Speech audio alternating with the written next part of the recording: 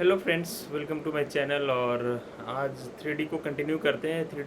3D topic का second lecture है। Already हम लोग पहला लेक्चर कर चुके हैं और उसमें जो भी पोर्शंस हमने कवर किए थे वो अगर आपने नहीं देखा है तो जाके पहले आप उसको देख लीजिए और सेकेंड पार्ट स्टार्ट करते हैं, ठीक है। और लास्ट ईयर जैसे इन्होंने 3D से क्वेश्चन पूछे थे, तो अगर वैसा फिर से होता है तो ये चैप्टर काफ़ी इम्पोर्टेंट हो जाता है उस पॉइंट ऑफ व्यू से, क्योंकि लास्ट ईयर काफ़ी क्वेश्चंस पूछे गए थे। तो आप इसको अच्छे से देख लो, ठीक है। बाकी और भी वीडियोज़ हैं, लास्ट ईयर के भी वीडियोज़ सारे पड़े हुए हैं चैनल के प्लेलिस्ट में। प्लीज़ ATC मैथ्स करके या मैथमेटिक्स करके एक प्लेलिस्ट है, आप उसको सारी वीडियोज़ देखिए। काफ़ी क्वेश्चंस आए थे लास्ट ईयर मेरे वीडियोज़ से, ठीक है। तो चलिए आज का टॉपिक अपना एंगल बिटवीन टू लाइन्स। तो सपोज हमें दोनों लाइन का जो इक्वेशन गिवन है वो एक है ये है vector equation of the line, जो लास्ट क्लास हम डिस्कस किए थे वो इसी तरीके का होगा, ठीक है। तो मान लो अगर वेक्टर इक्वेशन है R=A1 + λ(b1), कुछ नहीं पता तो ज़्यादा फर्क नहीं पड़ता, बस लास्ट वीडियो देख के आ जाओ और जैसे जैसे मैं बोलता हूँ करते चलो। वो इसी फॉर्मेट का इक्वेशन होगा। दूसरा होगा A2 + λ(b2). तो आपको क्या करना है, सिंपली B1 और B2 के बीच का एंगल निकाल लेना है।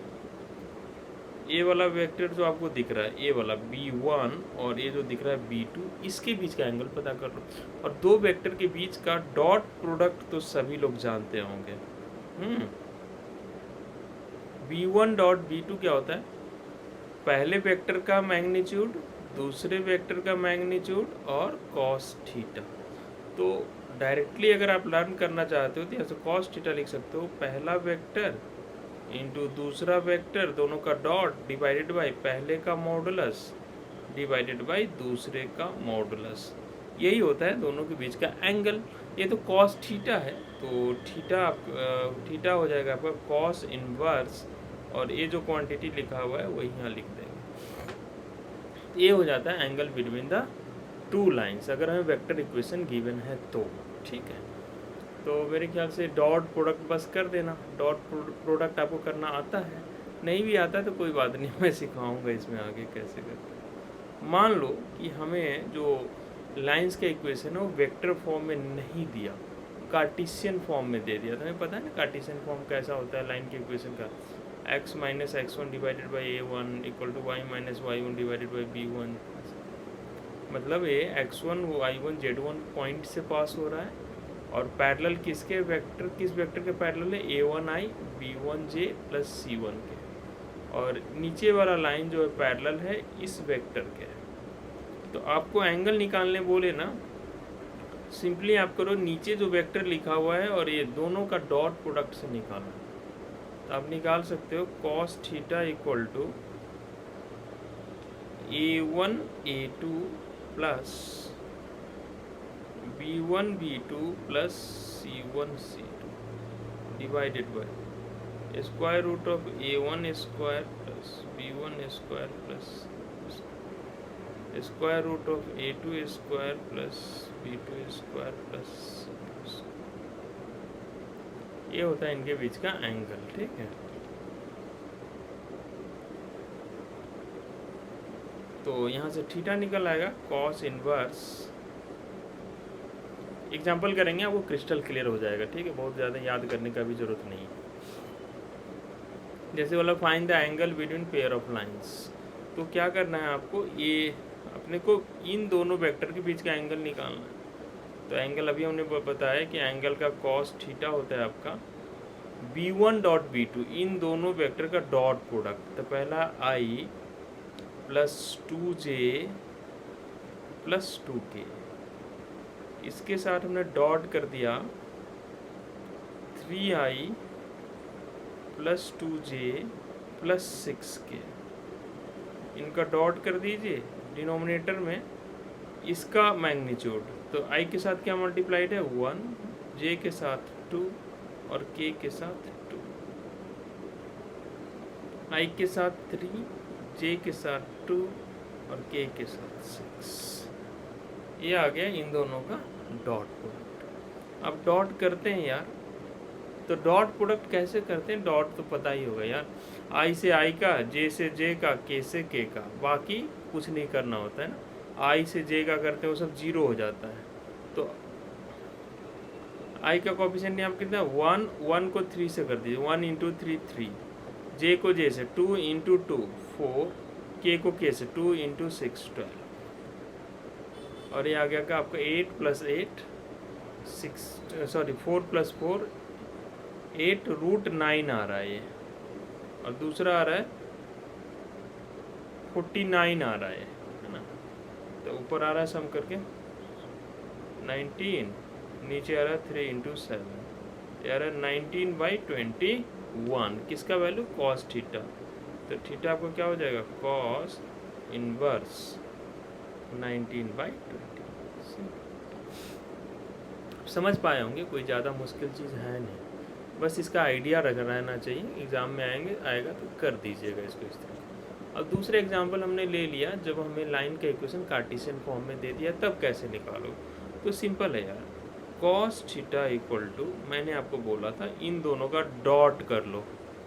डॉट का मतलब क्या, वही यार कि आप ऐसा मान सकते हो जैसे वहाँ पर दो वेक्टर v1 v2 लेते थे ना, वैसा वेक्टर आप मर्जी तो आप यहाँ भी लिख लो, 3i 5j 4k, कहाँ से लिखा, यहाँ से 3 5 और 4 से। और क्या लिख सकते हो, 1i plus 1j plus 2k, ये दो वेक्टर हमने लिख लिया। अब इनका करना है डॉट, ठीक है।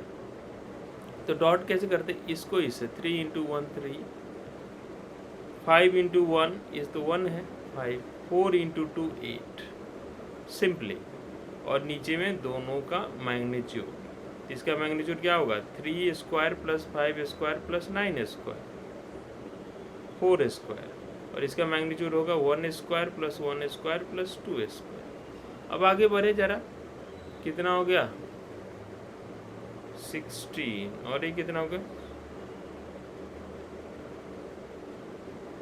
50 आ रहा है क्या, ये 16, हाँ 50 आ रहा है, रूट 50 को लिख सकते हैं आप 5√2, और ये कितना आ रहा है, सॉरी डिनोमिनेटर में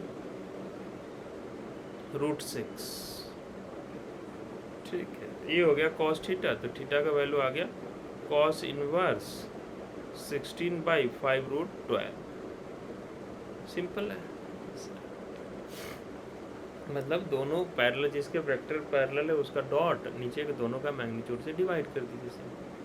एक और क्वेश्चन हमने ले लिया, ऐसा पूछा जा सकता, find the value of P so these two lines are at right angle. अब देखो दो लाइन, सपोज दो लाइन राइट एंगल पे होगा ना, राइट एंगल का मतलब होता है 90 डिग्री, मतलब अगर आप कॉस निकालेंगे 90 का, तो कॉस 90 क्या होता है 0, मतलब जो हम लोग एंगल निकाल लें तो उसका वैल्यू क्या हो जाना चाहिए 0।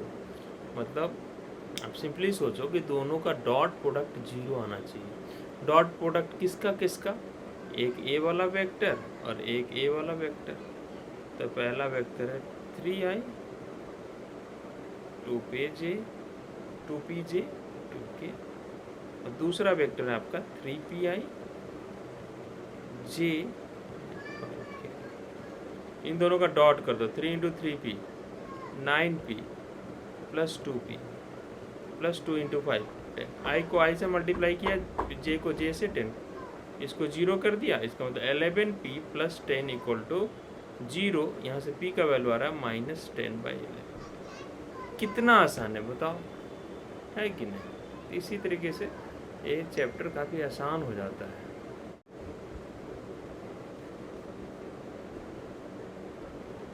चलिए, तो नेक्स्ट टॉपिक हम लोग देखते हैं इसी लाइन के अंदर, shortest distance between two lines. अब दो लाइन दिए हुए हैं, तो दो लाइन ना स्पेस में कैसे भी हो सकता है, मतलब 3D का बात कर रहे हैं, तो दो लाइन स्पेस में आपका हो सकता है कि पैरेलल हो सकता है पैरेलल ना भी हो। इस तो जो लाइंस पैरेलल नहीं होंगे ना, उनको हम लोग बोलते हैं स्क्यू लाइंस।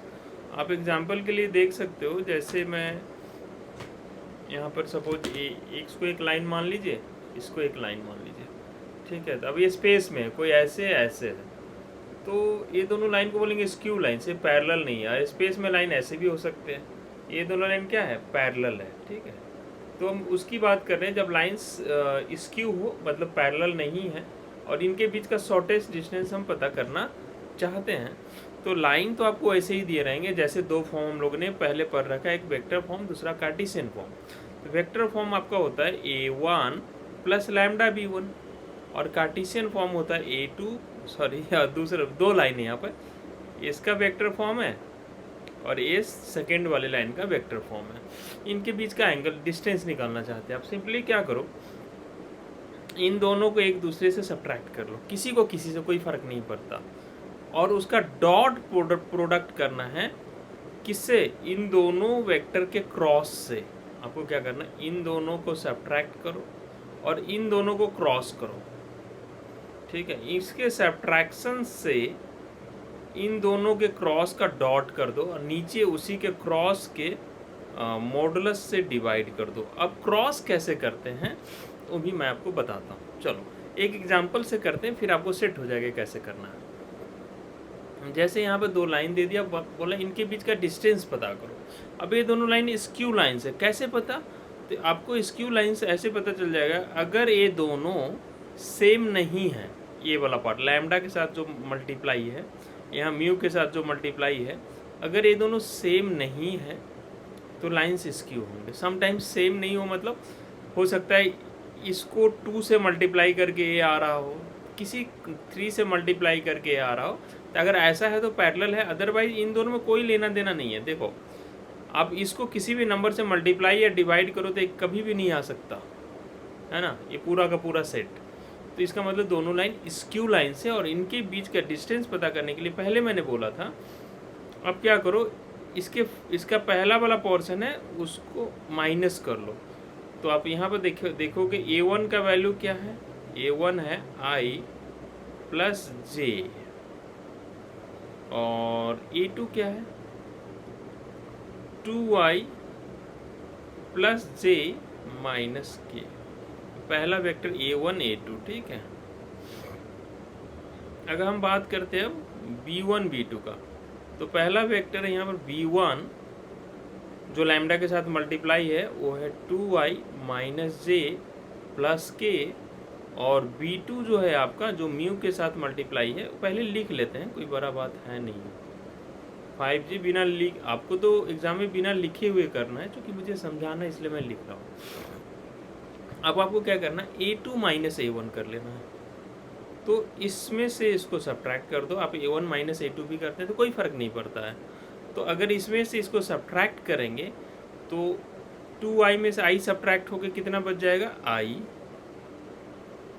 ये लिख रहा हूँ मैं A2 माइनस A1। एग्जाम में ये सब चीज़ आपको एक ही स्टेप में करना पड़ेगा, और इसमें से इसको सब्ट्रैक्ट कर रहे हैं तो J तो 0 हो गया, और माइनस K में से, इसमें तो K है ही नहीं तो माइनस K बच गया। ये हो गया आपका A2 माइनस A1, ठीक है। अब आपको करना है B1 क्रॉस B2।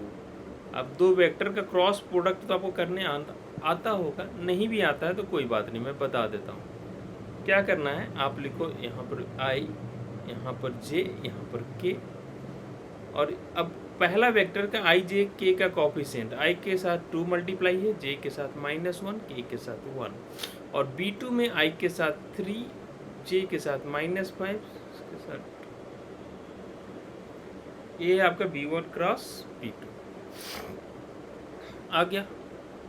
अब अपने को क्या करना है, A2 माइनस A1 को B1 क्रॉस B2 के साथ डॉट करना। अच्छा ये तो निकाल लो, अब इस डिटर्मिनेंट का वैल्यू निकाल लो। तो कैसे निकालेंगे, I फर्स्ट रो के लॉन्ग ओपन कर रहे हैं, I इंटू, इसको हटा दो, -2 माइनस ऑफ -5 तो 7, ये हो गया 7I minus J into, minus J क्यों, डिटर्मिनेंट ओपन करने आता होगा ना, प्लस माइनस प्लस ऐसा साइन लेते हैं, तो माइनस या माइनस J इंटू, इसको हटा दो, 4 माइनस 3 1, ये आ गया 1J, और प्लस K इंटू, इसको हटा दिया, -10 माइनस ऑफ -3 -10 माइनस ऑफ -3, तो कितना हो जाएगा वो, -10 + 3 -7। ये आ गया मेरा B1 क्रॉस B2। अब क्या करना है आपको, जो डिस्टेंस का फॉर्मूला है वो सिंपल है, ये जो है I - K, इसको डॉट करना है हमें, इसे डॉट करना है किसके साथ, B1 cross B2, 7I - J - 7K divided by B1 cross B2 का मॉडुलस। तो मॉडुलस, इसका मॉडुलस नहीं निकाल लोगे, क्या लिखोगे, square root of 7 square plus 1 square plus -7 square, और इस पूरे का मॉडुलस ले लेते हैं। यही है सिंपल। अब डॉट प्रोडक्ट कैसे निकालते हैं, आई का आई से, जे तो है ही नहीं तो वो तो मल्टीप्लाई नहीं होगा, के का के से, तो ये आ गया 7 और -1 इंटू 7, तो 7 + 7, 7 + 7, जे तो मल्टीप्लाई हुआ नहीं, और नीचे वाला 49 + 49, 98 + 1 √99, तो 14 डिवाइडेड बाई √99। तो आप होप आप समझ पाए होंगे, हमने इसी फार्मूला को अप्लाई किया, डॉट नीचे मॉडुलस, ठीक है। तो ये सिंपल था, आप समझ पाए होंगे। अब बात तब की करते हैं जब वो पैरेलल स्क्यू लाइन नहीं होके दोनों लाइन पैरेलल आ जाए ना, दोनों लाइन पैरेलल है, इनके बीच का डिस्टेंस बिल्कुल उसी तरीके का है, बस थोड़ा सा फर्क है। यहाँ पर आपको क्या देखने को मिलेगा कि लैम्डा और म्यू के साथ जो मल्टीप्लाई किया हुआ जो वेक्टर है वो सेम रहेगा, ठीक है। तो आपको क्या करना है, ये जो वेक्टर आया है इसको क्रॉस कर देना। पहले हम डॉट करते थे, इन दोनों के क्रॉस को डॉट करते थे, अब की बार दोनों तो सेम ही होगा, तो इसको क्रॉस कर देना है, इन दोनों को सब्ट्रैक्ट करने के बाद, और नीचे इसी के मॉडुलस से डिवाइड कर देना है, ठीक है। अब नीचे क्वेश्चन है, find the distance between the lines this. तो आप सिंपली सोचो कि A1 क्या है, A2 क्या है, B1 क्या है, B2 क्या है। A1 है आपका I + 2J - 4K, और A2 है आपका 3I + 3J - 5K। B1 है आपका 2I + 3J + 6K, और B2 है आपका 2I + 3J + 6K। दोनों तो सेम ही है, B1 B2 सेम ही है। आपको करना क्या है, A2 - A1 पता कर लो, A2 - A1, 3I में से I चला गया 2I, 3J में से 2J चला गया J, -5K में से -4K चला गया, तो +4K हो जाएगा, और माइनस का K। अब इसे हमें क्रॉस करना है किसके साथ, B के साथ, तो A2 - A1 को क्रॉस करना है B के साथ। तो A2 - A1 क्या है, 2Y + J - K को क्रॉस किया B के साथ, और B है क्या, 2Y + 3J + 6K, और क्रॉस करना था, अभी हमने देखा था कैसे करते हैं, एक डिटर्मिनेंट करते हैं I J K, करना है 2 1 -1, इस वेक्टर के कोफिशिएंट को लिख दिया 2 3 6, ये है आपका इसका क्रॉस प्रोडक्ट। तो ओपन कर लेते हैं इसको, I इंटू -J इंटू और +K इंटू, अब I इससे इसको हटा दीजिए, 6 - -3 9I, -J इंटू 12 - -2 14, और K इंटू 6 - 2 4। तो मेरे ख्याल से आपको ये बात समझ में आ गया कि कैसे क्रॉस करते हैं, और नीचे क्या करना है, इसी के मॉडुलस से आपको डिवाइड कर देना है। तो इसका मॉडुलस भी निकाल लो, तो इसका B का वेक्टर B का मॉडुलस, तो वेक्टर B का मॉडुलस क्या है यार, बी है 2i 3j 6k, 2i 3j 6k, तो 2 स्क्वायर 3 स्क्वायर प्लस 6 स्क्वायर, तो 36 प्लस 9 45 प्लस 4 49, तो ये आपका आ गया 7। तो डिस्टेंस सिंपल हो जाएगा, है ना। डिस्टेंस के लिए आपको सिंपली क्या करना है, ये जो क्रॉस किया है ऊपर, है ना, क्रॉस, उसका तो मॉडुलस आपको लेना पड़ेगा क्योंकि वो वेक्टर आ रहा है ना, तो उसका मॉडुलस ले लो। तो क्रॉस के इसका मॉडुलस कितना आ जाएगा, इसका मॉडुलस √9 स्क्वायर प्लस है यहाँ पे प्लस 14 स्क्वायर प्लस 4 स्क्वायर, और नीचे क्या आ रहा है 7। इसका कैलकुलेशन नहीं कर लेना, यही आपका आंसर है। समझ में आया। देखो ऊपर मॉडुलस क्यों लिया, क्योंकि एक वेक्टर है ना, ये वेक्टर है, तो इसका मॉडुलस आपको लेना पड़ेगा अलग से। मैं यहाँ मॉडुलस लगा देता हूँ, और नीचे वेक्टर बी का मॉडुलस, ठीक है। तो अगर समझ आया ठीक है, नहीं आया तो एक बार दोबारा देख लो, आपको समझ आ जाएगा। आसान है, कोई ज़्यादा मुश्किल है नहीं है। अब ये लाइन का स्टोरी सारा खत्म हो गया, अब हम लोग प्लेन स्टार्ट कर रहे हैं। प्लेन क्या होता है, तो प्लेन तो जानते ही हो, पूरा फैला हुआ एक प्लेन सरफेस, ठीक है। जिस स्क्रीन पे आप देख रहे हो ये भी एक प्लेन ही है, लेकिन ये छोटा सा है। ये प्लेन का मतलब इनफाइनाइट, सब डायरेक्शन इनफाइनाइटली वो होता है, फैला हुआ होता है। तो प्लेन की इक्वेशन दो फॉर्म में लिखेंगे, एक हम लोग वेक्टर फॉर्म लिखेंगे, दूसरा कार्टेशियन फॉर्म लिखेंगे। वेक्टर फॉर्म क्या होता है, आर तो हम लिखते हैं आर डॉट। आर क्या होता है, आर एक्चुअली उस अगर कोई प्लेन आप ले रहे हो, उसके ऊपर जैसे हम लोग अलजेब्रा में वेरिएबल नहीं लेते हैं, एक्स लेट पॉइंट, मान लो कोई चीज़ को एक्स ले लिया, वैसे वेक्टर में जो वेरिएबल होता है वो आर होता है। तो आर एक वेरिएबल है जो प्लेन के ऊपर किसी पॉइंट को रिप्रेजेंट करता है। तो R dot N equal to D, ये होता है वेक्टर फॉर्म। अब आप देख के घबराना मत कि ये अजीब सा दिख रहा है क्या, एन क्या है, डी क्या। आर क्या है, एक वेरिएबल है जो पॉइंट के ऊपर किसी भी एक प्लेन के ऊपर किसी एक पॉइंट को रिप्रेजेंट करता है। एन क्या है, अब देखो एन जो है, एन एक यूनिट वेक्टर है अलोंग नॉर्मल। अब देखो अगर प्लेन है, अगर ये मेरा हाथ एक प्लेन है, तो इसके परपेंडिकुलर अगर हम एक लाइन ले लें, तो इसी को बोलते हैं नॉर्मल। तो नॉर्मल तो प्लेन के परपेंडिकुलर के अलोंग एक ये वेक्टर है जो यूनिट लेंथ का है, और डी जो है परपेंडिकुलर डिस्टेंस फ्रॉम ओरिजिन है। मान लो ये मेरा हाथ एक प्लेन है और यहाँ ओरिजिन है, तो ओरिजिन से इसका डिस्टेंस जो है वो डी है। तो तीन चीज़ें हैं इसमें, R dot N equal to D. R general point on the plane, N is the unit vector, N is the unit vector along normal, मतलब जो ओरिजिन, देखो मान लो ओरिजिन से परपेंडिकुलर डिस्टेंस इसका है ये वाला डी, तो इसके अलॉन्ग जो वेक्टर होगा ना वही है एन, यूनिट वेक्टर, और डी क्या है, परपेंडिकुलर डिस्टेंस फ्रॉम ओरिजिन। बस तीन चीज़ें याद रखो। अब किसी वेक्टर का यूनिट वेक्टर कैसे निकालते हैं आपको पता होगा।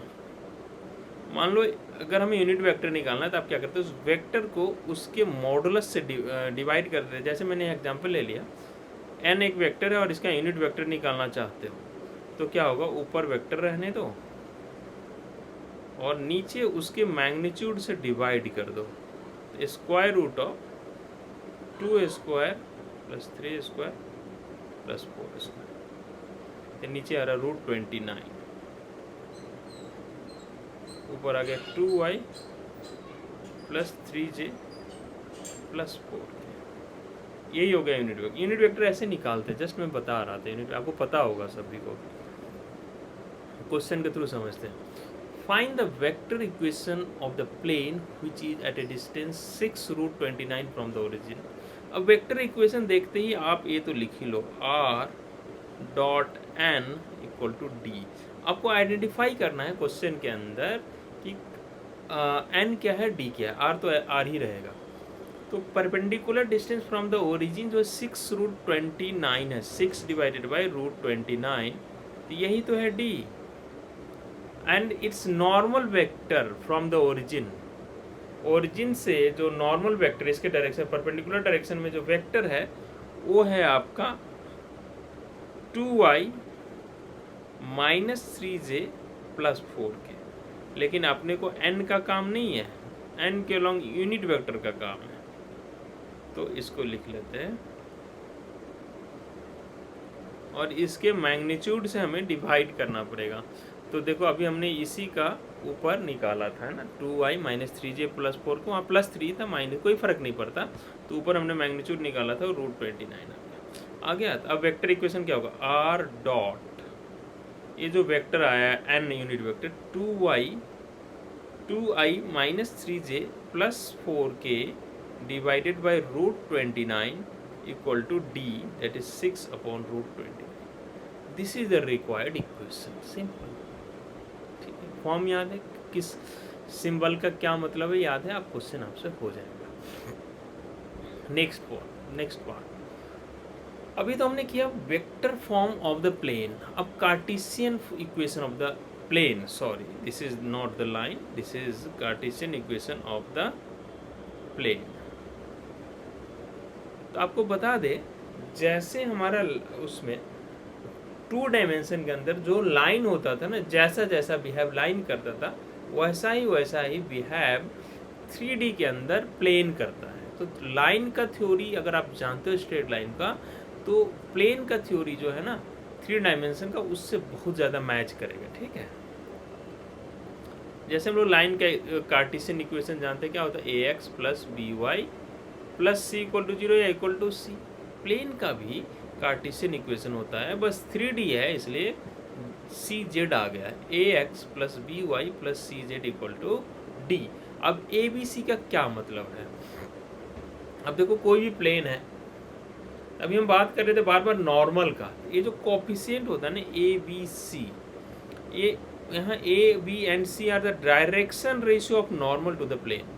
इस प्लेन के नॉर्मल डायरेक्शन में जो नॉर्मल है, परपेंडिकुलर है, उसका डायरेक्शन रेशियो होता है ABC। इनके कोफिशिएंट, x के कोफिशिएंट, y के कोफिशिएंट एंड z के कोफिशिएंट। ठीक है, और अब क्या करो, अब ये तो आ गया। एक और बात हमने वेक्टर फॉर्म में पढ़ा था, r dot n = d। d क्या होता है, परपेंडिकुलर डिस्टेंस फ्रॉम ओरिजिन। लेकिन यहाँ जो d है कोई ज़रूरी नहीं है कि perpendicular distance from the origin हो। तो ये हम अगर हम चाह रहे हैं कि इस प्लेन का perpendicular distance from the origin पता करें, तो आपको क्या करना है, ये जो ABC है इसके modulus, that is a² + b² + c² के रूट से इस पूरे इक्वेशन को डिवाइड कर दीजिए। तो क्या ऐसा नहीं हो जाएगा अगर उसको √a² + b² + c² से डिवाइड किया है ना। अब जो ये जो बना, अभी मैं बोला था ABC क्या है, डायरेक्शन रेशियो किसका, नॉर्मल टू द प्लेन का। अगर आप √a² + b² + c² से डिवाइड कर देते हैं तो ये अब ये जो तीनों आ गया, ये बन गया आपका डायरेक्शन कोसाइन ऑफ नॉर्मल। ये बन गया तीनों डायरेक्शन कोसाइन ऑफ नॉर्मल। तो अपने को पता है ना कि how to convert direction ratio into direction cosine, तो वही काम किया है ना। तो पिछला लेक्चर आपने देखा होगा, तो वहाँ से आपको ये समझ में आ जाएगा। और ये जो लास्ट वाला बच गया, ये वाला, ये है इस प्लेन का perpendicular distance from the origin. तो distance, perpendicular distance from origin जो RHS में d है, उसको √a² + b² + c² से डिवाइड करने के बाद मिल जाता है। तो होप यहाँ तक बात आप समझ पाए होंगे। अब क्वेश्चन कर लेते हैं। देखो क्वेश्चन क्या है, find the vector equation of the plane which is at distance. अरे ये तो कर ही लिया था, ये गलती से हो गया, वही क्वेश्चन आधा अधूरा दोबारा पेस्ट हो गया। अच्छा, कुछ और भी थ्योरी है, पहले ना वो कुछ क्वेश्चंस कर लेते हैं, then we will back and see this section. Find the coordinate of foot of perpendicular. अच्छा, वही क्वेश्चन है, equation of plane passing through. अच्छा अच्छा, अच्छा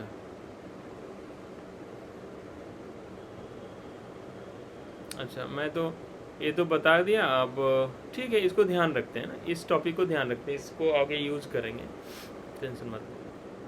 अगला टॉपिक, अब सपोज अगर हमें बोल दिया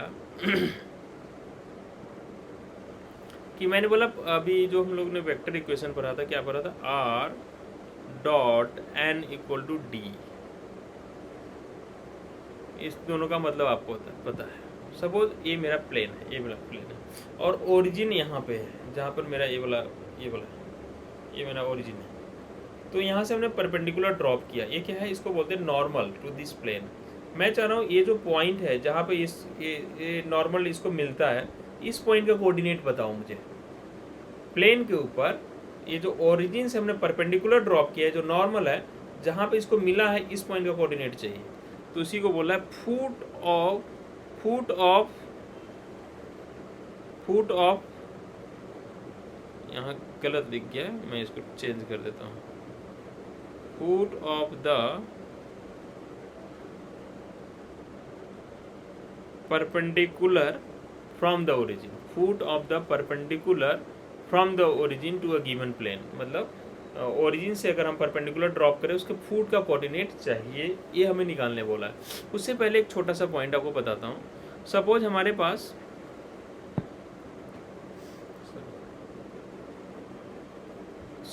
पास एक लाइन है, इसके ऊपर एक पॉइंट है x1, एक पॉइंट इस लाइन से पास हो रहा है।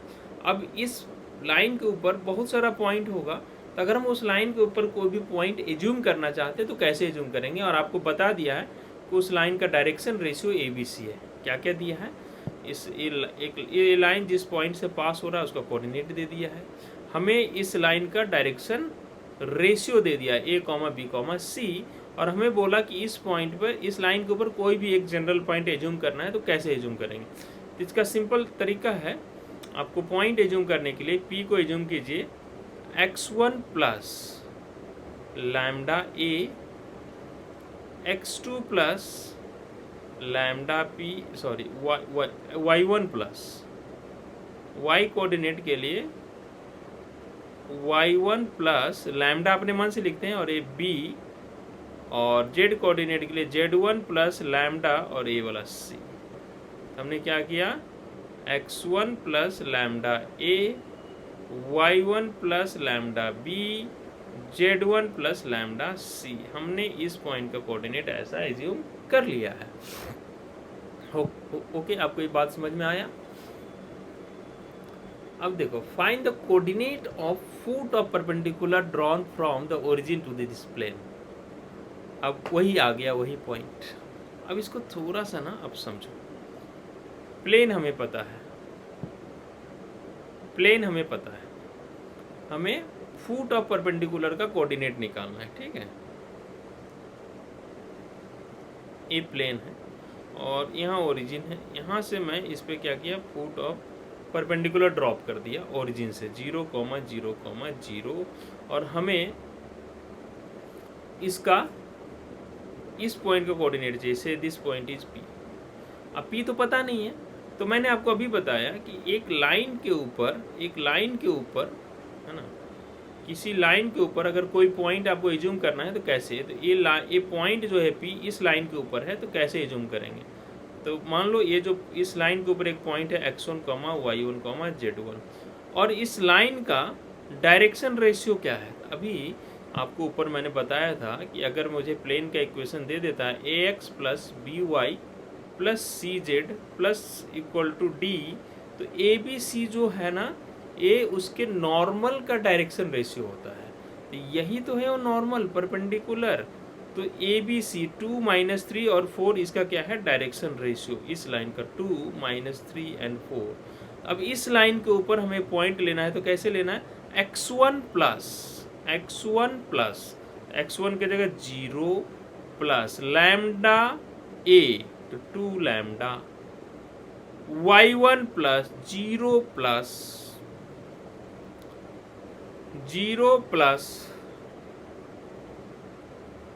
मैं बोला x1 plus lambda A, y1 plus lambda B की जगह यहाँ क्या -3, तो 0 plus -3 lambda and 0 plus 4 lambda C lambda, जो ऊपर हमने बताया था ना, 2 -3 4 ABC, A lambda B lambda C lambda.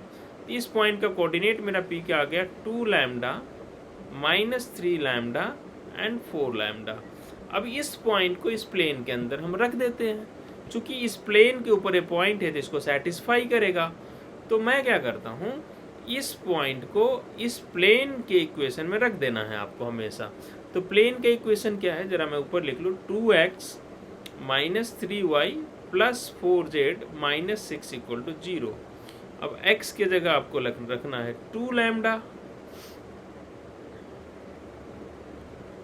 y के जगह रखना है माइनस 3 लैम्डा और z के जगह रखना है प्लस का 4 लैम्डा और माइनस 6 इक्वल टू 0। अब यहाँ से लैम्डा निकल आएगा, 4 लैम्डा हो गए, प्लस का 9 लैम्डा, 13 लैम्डा प्लस 16 29 लैम्डा। तो लैम्डा का वैल्यू आ रहा है 6 डिवाइडेड बाई 29।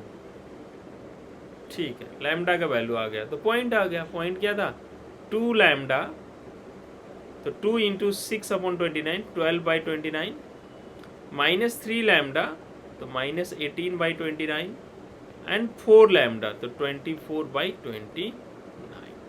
इस तरह से हम लोगों ने ये पॉइंट भी निकाल लिया है। ठीक है, समझ आया? ओके, चलिए नेक्स्ट कॉन्सेप्ट लेते हैं। Equation of a plane passing through a given point and perpendicular to a given vector.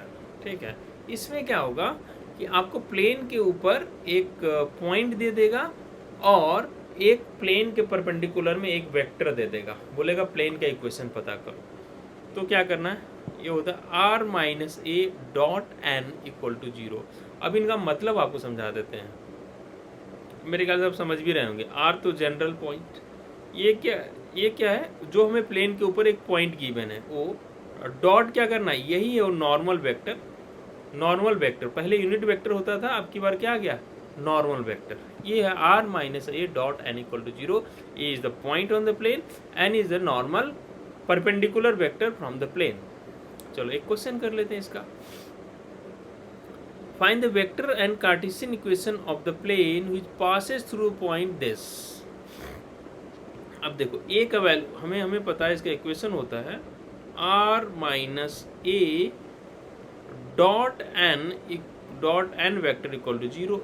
r minus A point क्या है, 5 to 4, तो इसको लिख देंगे 5i